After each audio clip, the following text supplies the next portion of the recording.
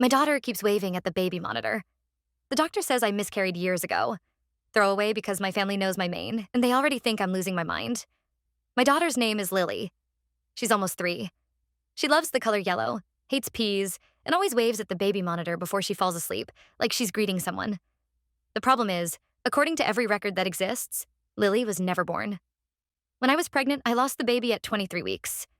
I remember the blood, the hospital room, the way the doctor put a hand on my shoulder and said, "I'm so sorry." I remember going home with empty arms. But in my memory, there's another piece.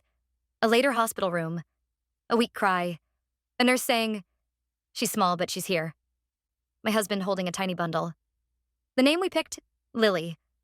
I remember bringing her home. No one else does. My husband left a year after the miscarriage. He said I wasn't coping well, that I kept waking up at night to check a crib that wasn't there.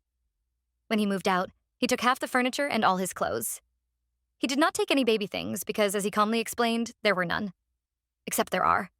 Right now in the next room, there's a white crib with chew marks on the rail, a mobile with paper stars, a faded stuffed rabbit, and a baby monitor on my nightstand showing Lily, curls sticky with sweat, in soft blue night vision. She waves at the camera again, tiny hand opening and closing. Then she looks past it, like someone is standing just behind the lens. She giggles at whatever she sees. Last month, my mother came over and found me spoon-feeding Lily in the high chair. She stared at the empty seat. "Honey," she whispered, "what are you doing?"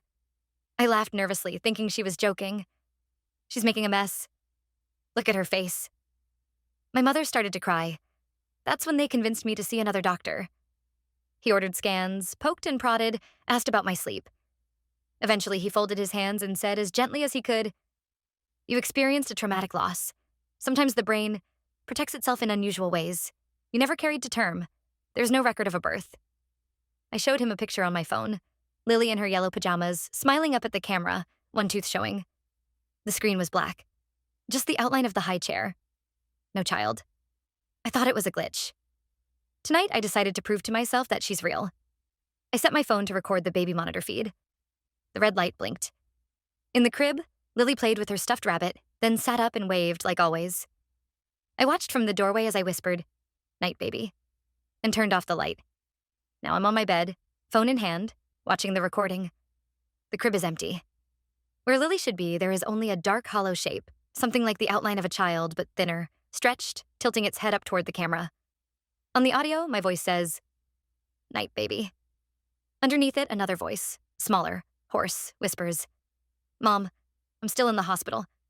Why won't you come get me?